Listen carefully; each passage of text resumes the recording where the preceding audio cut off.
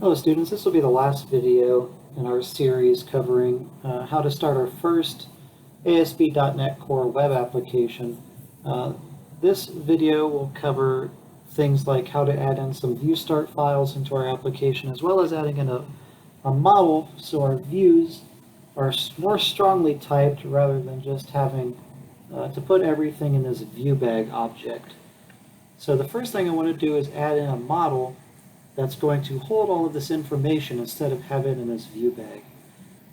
So we already put in a view, and we already have a home controller. So now what we want to do is add something to this models folder.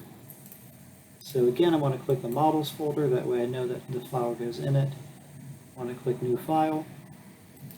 And this model I want to be called future value view model. So this is going to include everything that I want the view to see from a future value standpoint. So I'm going to call .cs so it knows it's a C# file. And essentially this is just a plain old C# file. It's just going to have properties in it that I want displayed on our web page. So the same thing from earlier, we have a namespace. And I thought I clicked C# namespace, so it should have gave me some curly braces. There we go. And I'm going to have a future values, the name of our application, .models. So we already have a controller's namespace. I want a models namespace. And then I want to say public class future value view model. So now we have a namespace, and we have a class that exists within that namespace. So what do we want to display on our web page? So first of all, to make things a little bit quicker, you can always use the prop shortcut, and that, if you can see, it automatically implements a property. So if I can do prop in the tab, it'll make a property for me. So I want decimal monthly investment.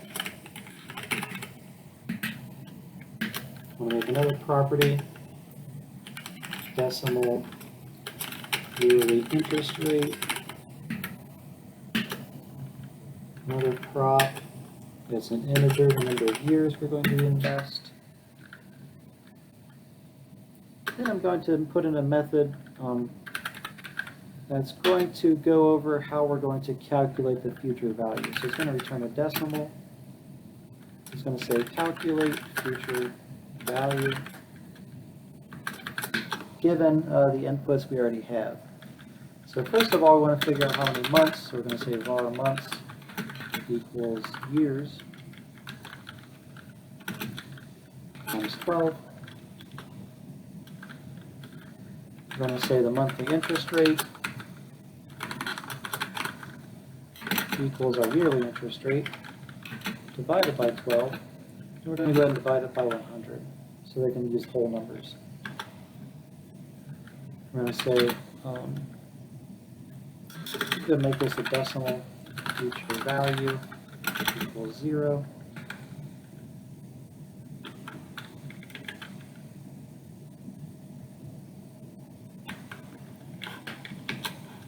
And then we're going to go through a for loop that's going to calculate our future value. So for loop in C#, we're going to say for each month that we're going through here. So for each month, I want to calculate the future value. So the future value of our money is going to be equal to whatever the future value was before, plus the amount that we invested monthly. And then we're going to multiply that by 1 plus our monthly interest rate. And then after that's all said and done, we're going to return our future value.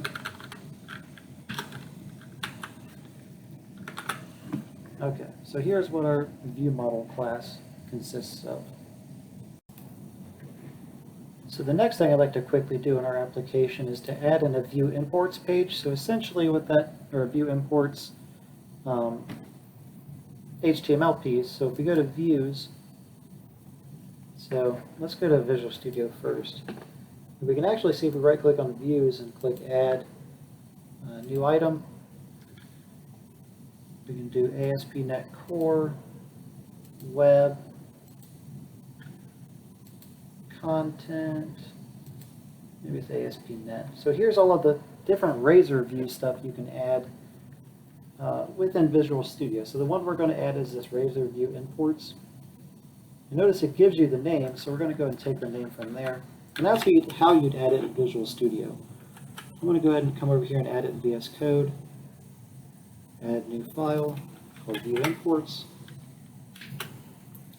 And then what that's going to do is going to allow us to import all of our namespaces from our views. So we're going to use our future value models. And then we also want to add tag helpers from ASP.NET, which we'll cover later in the course. Microsoft.ASP.NET Core.MVC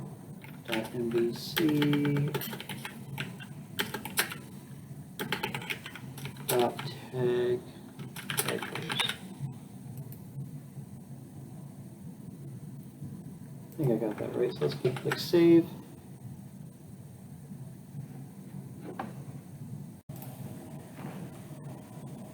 Okay, so now we're going to add in the view with our strongly typed model now. So again, this view imports allows us to use our models that we have here in our using statement in our views without having to fully qualify which namespace they're in, because we've told it which namespace we're in this view imports file. So if we go to home index, we have some stuff already here, but I went ahead and copied it from the book to save time. So I'm going to paste it in here exactly what I copied. So we have our future values view model.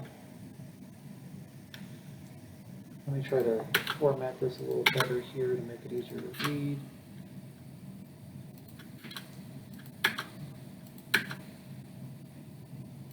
Div style.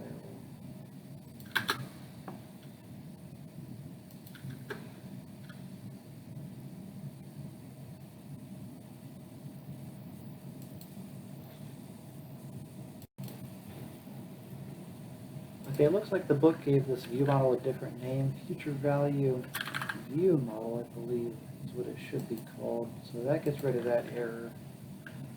Let's go ahead and indent that. Let's see that everything else is on its own line and makes a little bit more sense here. Let's go ahead and indent the labels so they stick out. Button. Okay, so usually it wouldn't be this poorly formatted, but since I copy and pasted it, let's see, we have the head. Let's go ahead and indent this. Here's our title. Let's go ahead and indent the style. Let's go ahead and indent the, let's indent this. Indent this. Here's our form. Here's our form. Okay. So here's the body. I'm going to indent the form. Let's go ahead and indent the divs.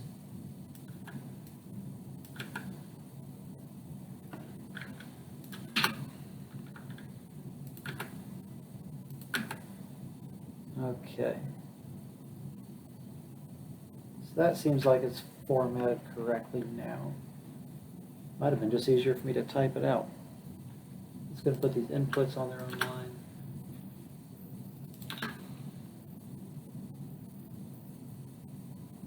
There's another input. Okay. And there's our button. So now I think we have everything. So we have our model, our strongly typed model that we're going to use now. We have the layout that we haven't yet made. Let's go ahead and indent this. So now we have our future value calculator where we have our form. So we're going to post back whatever they type into this form and calculate the future value. So we have the calculate button, we have the clear button.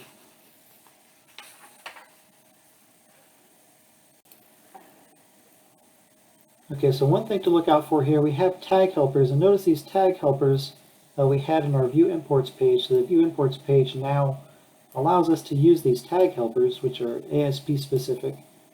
So we have ASP4, which tells us what part of the model that this thing is for, years. And now notice we have in the form, the method type is post. So whenever we get the page, we use the get HTTP get keyword. And now whenever we want to post information back to the form, we're going to use post keyword. So how exactly do we do that in our controller? So if we go back to the home controller, we don't really need to do this anymore. So I'm going to go ahead and get rid of this. But now we're going to calculate the future value dynamically. So I'm going to go ahead and set the future value to 0, and I'm going to set it to 0 only when we call a get operation on our controller. So whenever ASP routes here and it says, okay, I have a get operation for this view, it's going to say, okay, here's a get operation. I'm going to set the future value to 0 and return the view. So notice if we return the view, the only thing we're returning is just an empty form, and it's going to display 0 as the future value. So now I want to add another method to take in and handle whenever somebody posts the form back to us. So I want to say public, and it's going to return another iAction result, so it's going to return some sort of view again. I'm going to call it index again because it can differentiate between the two, because now I have a post. So it knows that there's a difference between these two index methods. And it also knows there's a difference because this index method is going to take in the view model that we made previously. I'm going to say model. I'm going to say using. Now our future value is view model. So our view imports can only help us with the views. We still need to have a using statement for our controller. And now it says you need to return an iAction result, so I'm going to go ahead and return the view. But we haven't done anything with the model yet. So what I want to do is I want to attach to the view bag, again the future value. I want to set it equal to model.calculate the future value with whatever stuff that they put in those text boxes. And then I want to return back the model to the view. So notice I have a view that takes in a model, and if we go to the view, it uses this future value view model. So now if I go ahead and click run,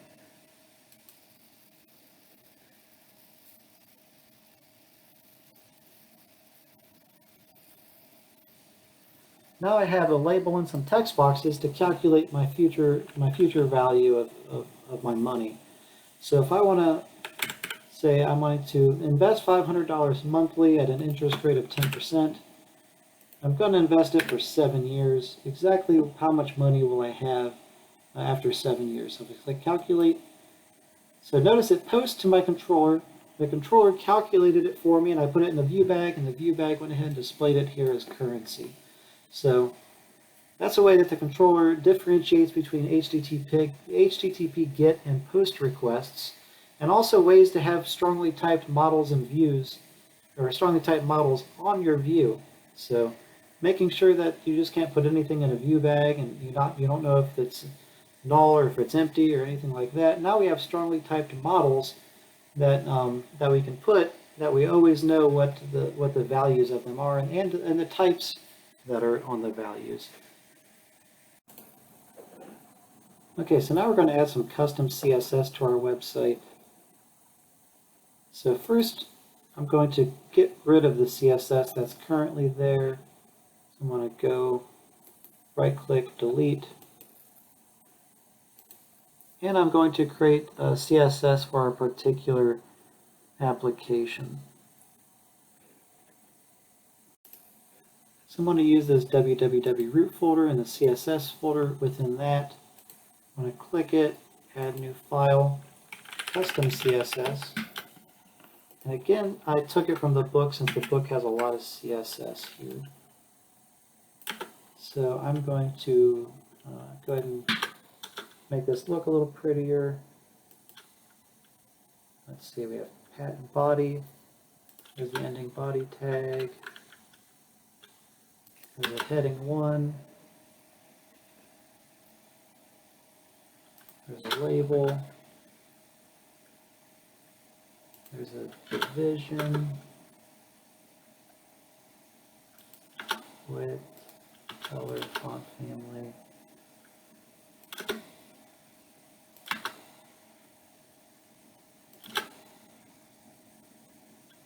Okay, I think that's it.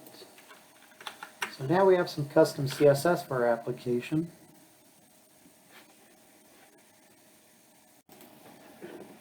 Now what I want to do is be able to add in a view start.cshtml. So if we go to our shared folder, what we're going to put in here is a new file, and it's going to be called _view start.cshtml, and I'm going to put another one in there, _layout.cshtml. And what these two files will do is it's going to make our development a lot easier to where we don't have to put in these HTML head and body tags every single time. So if we go back to our view, what I'm going to do is steal this piece of layout code here. I'm going to cut it, and then the layout code, I'm going to paste it in here. I'm going to say the layout. Sorry, I think I'm putting this in the wrong section actually. This layout code I want in the view start. So the view start, whenever the view starts, I want to say look at the layout.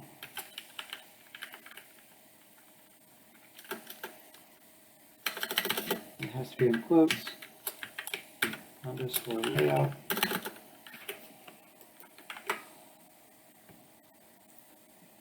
And then the layout, that's going to show it exactly what I want each time there. So the first thing I'm going to do is doc type HTML, and I want that HTML tag, and I want the head tag. So each time I display a view, here's how I want it to look. Here's the body tag. Within the body, I want a division. And then within the division, I want to render the body. So essentially render whatever other HTML that I give you. So here I'm going to steal some of this code from here.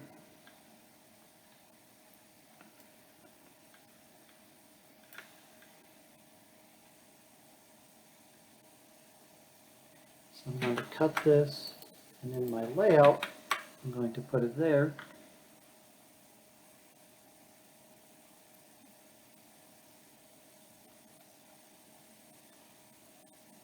And then I want to put my CSS file here. So within my style, I can say link. Actually, I can do without the style tag. I can say link,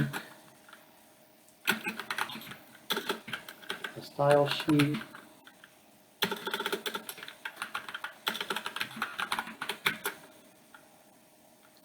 and the style sheet can be found. So essentially, I want you to go back to the root of my application.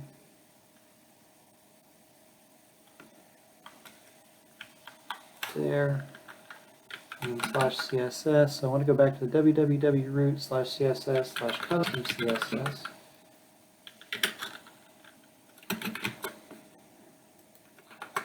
Okay, so now I have a custom CSS file.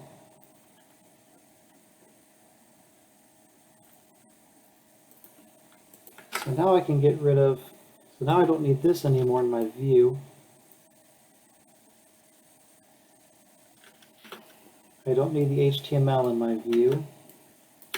I don't need the doc type in my view. I don't need the body in my view.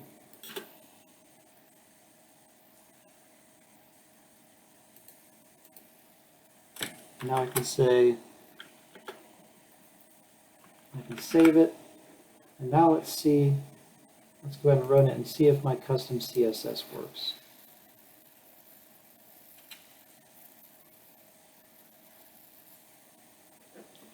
Doesn't look like my custom CSS did anything. Let me try to, maybe, let me try to control F5 maybe. It doesn't look like that did anything either. Okay, so I ran into a bit of an issue when displaying the web page. My CSS wasn't displaying, so the issue that I had was this underscore layout folder goes under the shared folder, whereas the view start and view imports actually goes under the views folder. So make sure that you have those in the correct area. That way when we go ahead and start the application, it displays the correct CSS here. So we notice if we go in F12 on our web page, we can see the elements here. We can see the head element, that we have our style sheet and our viewport. So that was the issue I ran into there. So I hope that clears anything up for anyone that might have had issues there. The instructions I gave initially were incorrect, so make sure you move that view start and view imports folder in the views section rather than in the shares folder, or shared folder. Okay, so the last thing we're going to cover this lecture is some validation messages we can do with attributes in our view model. So if I exit out of this, go back to our view model, we can see that I've put some attributes in the view model, such as things that I want to check for before they submit. And this is just strictly in ASP. There's multiple ways to do validation. If anybody's ever messed with ASP before, they might have seen some validation done with JavaScript and stuff like that. This is using strictly ASP and ASP tag helpers. So if we go, so if we look, we have required, which is in this system component data annotations namespace. And notice that we have strongly typed views now. So if we look in page 73 in the book, you'll see the code that I put here in the data in the view model, and you can see all the stuff I changed as well. So I changed things like this to be a nullable decimal, because if they don't put anything in the text box, I don't want my program to blow up. Instead, I want to be able to validate, hey, this thing that's nullable, but I want to make sure it's still required whenever they try to submit. So this is what the one thing I added, along with this being nullable, this method. Aside from that, let me get rid of some of these CSHTMLs. I also added something here. So I added a div under the form, which is also on page 73, or around page 73 of the book, to make sure that my validation summary shows up on the page. So I make sure that it gets validated, and the last thing I added was in the controller. There's a way in ASP to make sure your model state is valid. So in other words, to make sure that it checks for those required and those range attributes on my properties. So if the model state is valid, then go ahead and calculate my future value. Otherwise, go ahead and set it to 0 and show the error messages. So if I go back and I run the application again, I should be able to submit, and my error messages now show up at the top. And I can do other things, like I want to invest $1,000 every month. I want my yearly interest rate to be 50%, and I want to invest for 500 years. Notice now my range attributes come in now. Or, okay, let's be a little realistic here. You can only invest $500 at a time. You can't make over a 10% interest rate, and then you can only invest between 1 and 50 years. So I'm going to invest 35 years. I still want my interest rate to be pretty high, so I'm going to click calculate, and then your errors go away as you see fit. So the error messages changes, and now it goes through. So that is the rest of chapter 2. Make sure you look under the assignments or your module for your assignment. It's exercise 2-2 in the book that starts on page 79. Essentially, you just create an empty application, and the exercise start is in there as well. Or no, you put it in a folder. So just follow the instructions on page 79, exercise 2-2. You create your own application using an empty template, where you'll have to put in your own view model and controllers folder, and then go through the rest of the steps in the book. So I hope this helps. Make sure you reach out with any questions or concerns you have, and hope you have a good week.